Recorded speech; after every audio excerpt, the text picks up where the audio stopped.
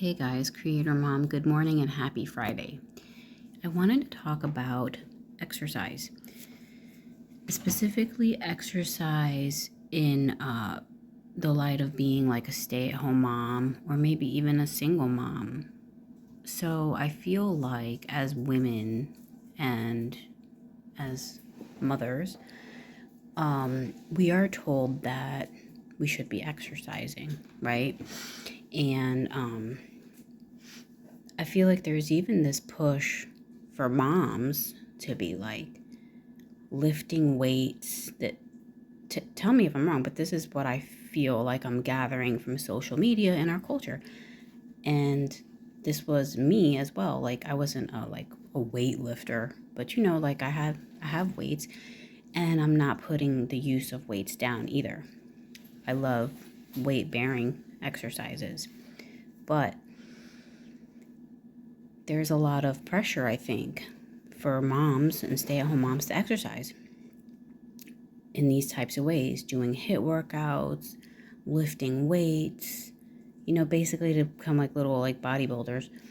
Um, and, just, I don't know. You don't really see a lot just telling moms to just like relax, um, just enjoy yourself and take brisk walks. I mean, yoga, yeah, you see yoga promoted, but then again, you have the insertion of like fancy yoga, hot yoga, like you got to do the hard yoga, the vinyasa yoga. You don't see a lot promoted for moms to do like restorative yoga. Hey, just lay there on the mat for an hour and do restorative yoga. It's just like, no, I got to get my mom bod back. That's not gonna, all that stuff ain't gonna do anything. I got to do the HIIT workouts, and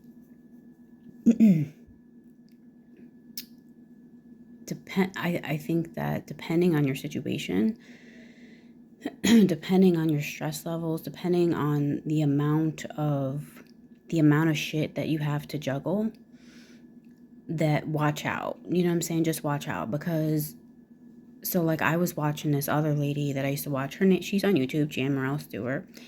And she has I think she has 10 children now. I'm not quite sure because I haven't been like keeping up with her within the past few years. But I used to watch her often before. But anyways, long story short, recently she started running, And in my head, I'm like, oh wow, she must have a pretty good, decent like pelvic floor, Anyways, so, but the thing is, it's like my mind wanted to go straight to comparing, and it's just like, no, she lives a different lifestyle. She's a different person, right? We are all on a very unique journey. So, and I think that one of the main goals on this journey for us is to be more and more and more and more in tune with ourselves, not with anyone else, with our own intuition, with our own journey, with our own uniqueness, and to cut out a lot of comparing. So I noticed myself start to compare a little bit, and I thought, no, she's got a husband. I think she's got a very supportive husband. They seem like a very good team by what is put forth on YouTube at least. And they have children, and some of her children are bigger, and they look like they have a pretty healthy family dynamic. It's different. See, if you're a single mom and you're juggling a lot on your own, you may be facing more exhaustion than someone else. It's different. And I'm not saying, whatever. I'm not saying that she doesn't have a lot to do. She does. That's not the point. The point is, how much support do you have in your life? Right? You can have a lot to do, but when you have support, or knowing that you have support around, it helps emotionally, But when you feel like you're alone, or, you don't have a lot of support, I think that you have to be careful with your exercises. At least that's what I've noticed for myself. So because too much, I was telling my friend Karen, too much yin, right? We have the yin and the yang. Too much yang, right? Too much of either, I guess, can put you off balance, right? Too much yin is like, oh, okay, like I need to move more. But too much yang, I think too much yin might make you bored eventually when your body's like, all right, we've had enough of yin, we need some yang. But then it's like you get a little yang and then you want to keep going. I want to keep going in the yang. I'm like, oh yeah, I want to do the yang again today and tomorrow. Even though my body feels sore, I want to do the yang again because that's fun. Like that's, I don't know, it. And plus with the cultural brainwashing too, you think you're being more effective and you're doing more, so you kind of get caught up in that. But then I realized, oh, I've done too much yang and my stress responses are in trouble. Like my responses in my regular life, like being a mom and, handling, how do you handle conflict every single day, all throughout the day? How are you handling life and conflict?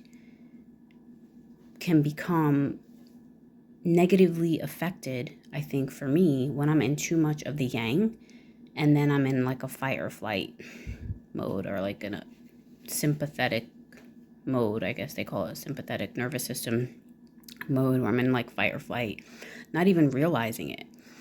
I think I realized this in retrospect and I was like, whoa. So yeah, too much yang put me in this stress mode that I didn't even realize until, like I said, retrospect, that I was in, which causes me to react in ways that I don't feel comfortable with. You know what I'm saying? That I don't like necessarily. I'm more in the react when I'm in the yang, right? Because when you're in fight or flight, that's what it's about. React fast, boom. You don't even think. Because it's like stress. So yeah, depending on your load that you have going on, I think that, and I'm not trying to give anybody this, but I don't know if anyone else is talking about this, but it's just like, I think that we have to watch it as moms. We have hormones and all kinds of things. We have to stay very connected to ourselves. We have to stay very intuitive to how our bodies are feeling and careful not to push it, I think. Because what I notice is once I push it, boom, I start to see the domino effect of negative reactions I'm having, or maybe I'm more judgmental. I'm less able to deal with the things of life in a parasympathetic way. You know what I'm saying? Not everything needs a stress response. But when I'm in stress from being like maybe exhausted or something like that, and unknowingly, I'm going to react in ways that I don't like. So, yeah. So I guess it's like about trying to keep that that yin yang balance, keep them kind of flowing together. And I think that detaching from culture that says if you're not doing HIIT, if you're not doing strength training, then you ain't doing shit. We have to detach from that body image shit. Because if we're motivated by that outside thing, it might be dangerous for a mom who's exhausted already, who's got a lot going on. She might not be able to handle the conflicts of daily life in a peaceful, flowy, parasympathetic way, because not everything and hardly anything in our daily life requires sympathetic fight or flight responses. It really doesn't. No emergencies are happening, generally speaking. So yeah, watching how tired we are, because I think when we're tired and then we push ourselves more, it might have a negative effect. So I think that that's probably the most important thing for single moms, stay-at-home moms who feel like they're doing it all by themselves.